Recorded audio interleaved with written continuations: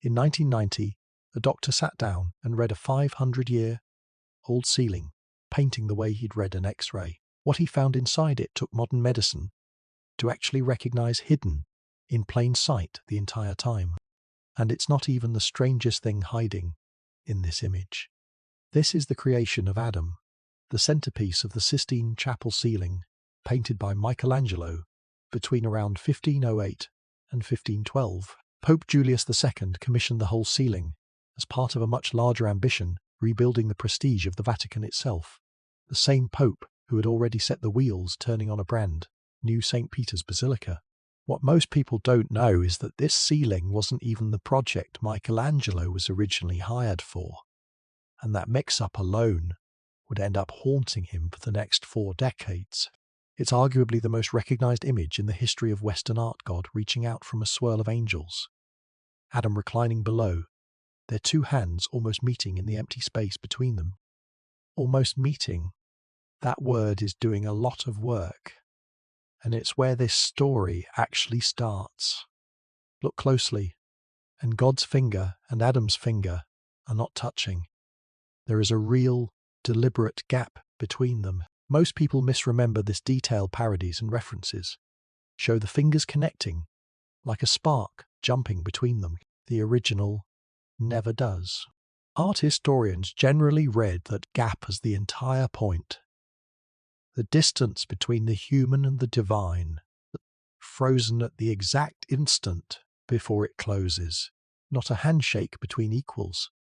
A current about to jump a gap, and Michelangelo chose to paint the gap, not the contact. It's such a small detail that most reproductions barely register it, but it's the single most referenced 2 inches of empty space in the history of Western art. It's been redrawn in cartoons, recreated in sculpture parks, printed on phone cases, almost always with the fingers touching, because a closed connection just reads more cleanly at a glance than an open one. The version everyone remembers is, technically, the version Michelangelo refused to paint. Now here's where the doctor comes in. In 1990, physician Frank Meshberger published a paper in JAMA, one of the most respected medical journals in the world, making an unexpected argument. The red cloak and the cluster of angels surrounding God aren't just decorative. Their outline matches the cross-section of a human brain. He pointed to specific matches: a fold in the cloak shaped like the Sylvian fissure, a cherub's bent knee echoing the optic chasm, the angel beneath God shaped like the brainstem, even alignments with the basilar artery and the pituitary gland.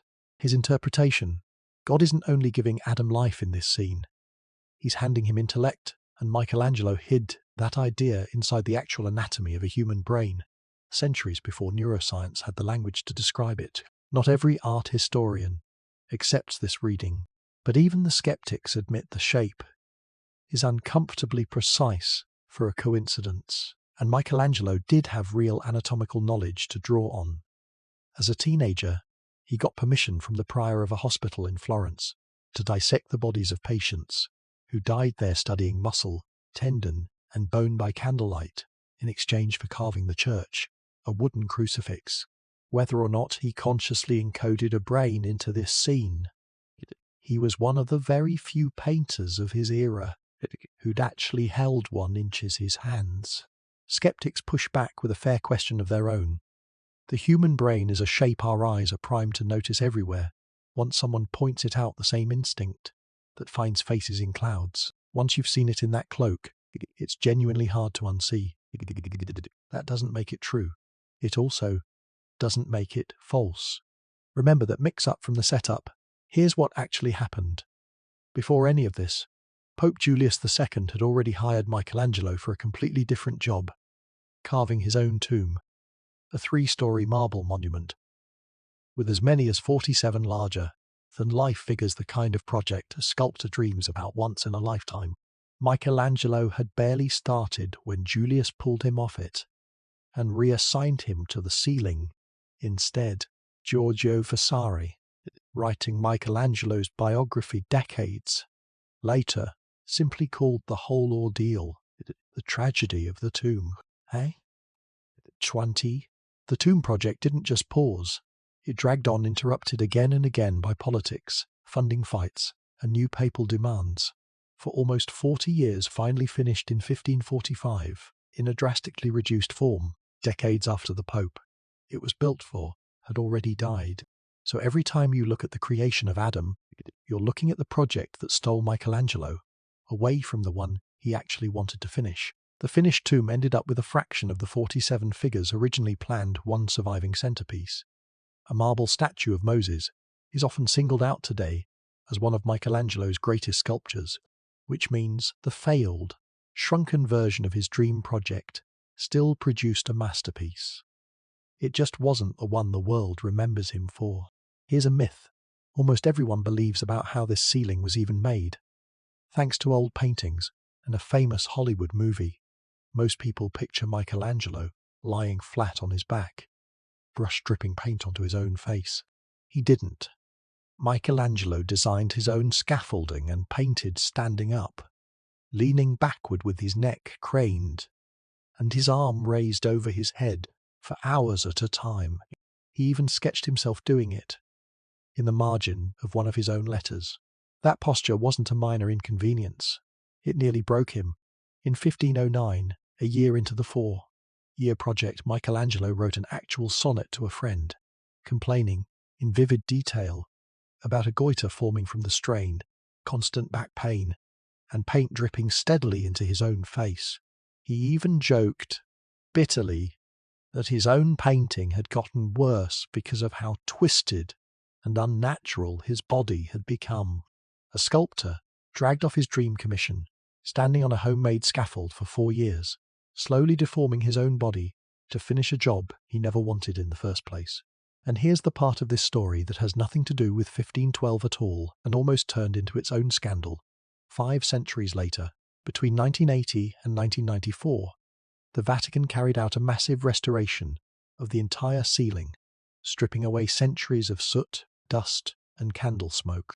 Much of the funding, several $1 million, came from a Japanese television network in exchange for 3 years of exclusive photography and filming rights. The team worked with a specially formulated solvent, applied in thin layers and left just long enough to loosen centuries of grime and animal glue varnish without touching the pigment underneath a slow panel-by-panel process repeated across the entire ceiling.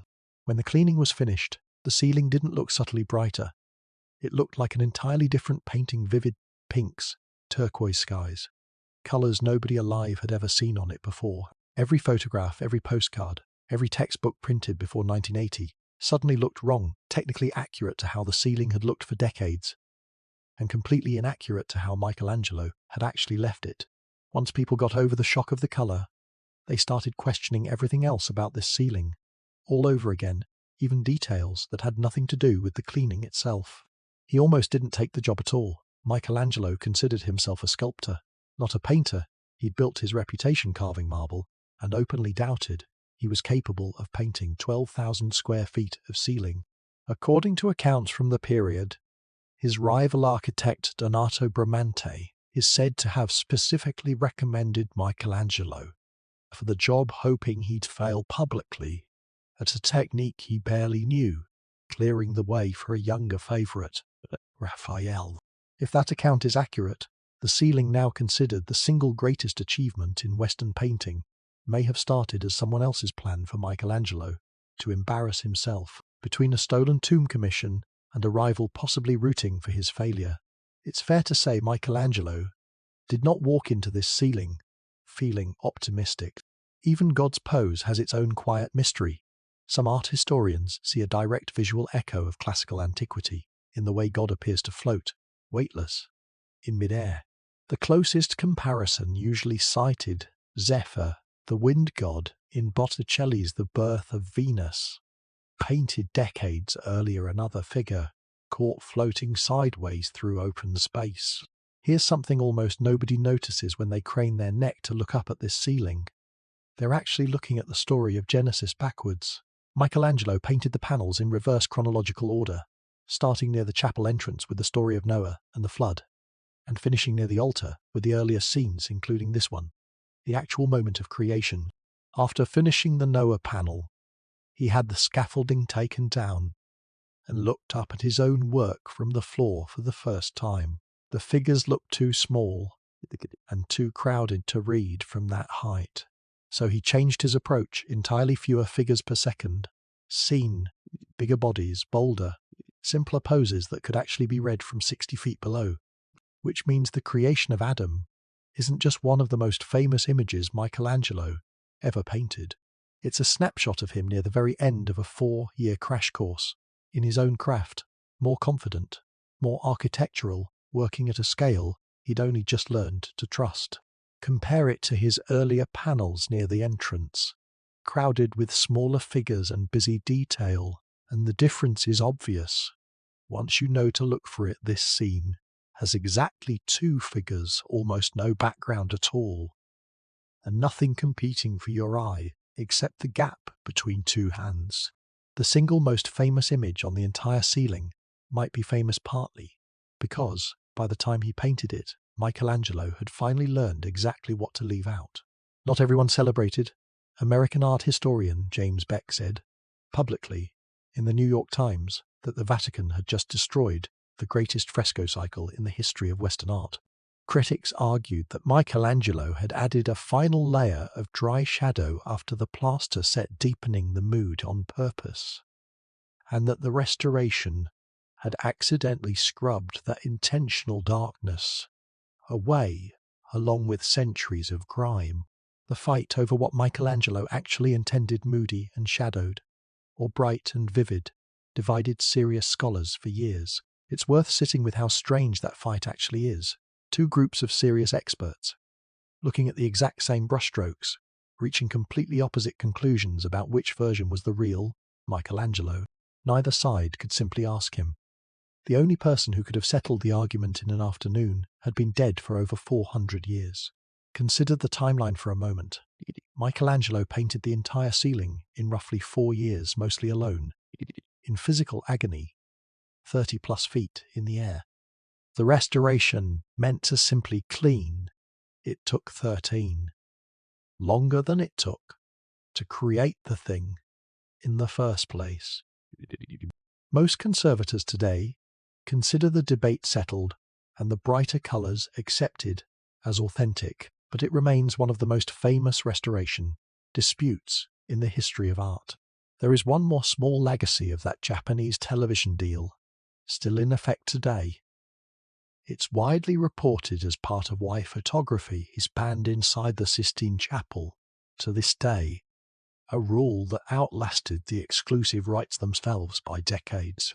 So look at this image again, the one printed on coffee mugs, parodied in cartoons, referenced in movies most people have never even seen in full. A gap between 2 fingers deliberately left open, a shape that may or may not be a 500-year-old diagram of the human brain, painted by a teenager who once dissected corpses by candlelight to understand what was actually under the skin.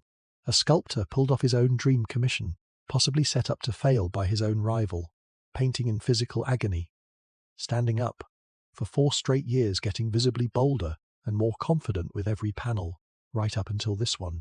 And a 20th century restoration that reopened arguments nobody thought were still possible about a ceiling everyone assumed was already fully understood. A stolen tomb commission, still unfinished in reduced form, decades later. A rival who may have set the whole thing up to fail, and a single 2-figure scene, painted near the end of the project by a man who had finally figured out how to paint at all, that somehow became more famous than everything else. In that room, combined including the altar wall, Michelangelo would return to paint again, more than 20 years later, 500 years later, and we're still not entirely sure what Michelangelo actually meant for us to see.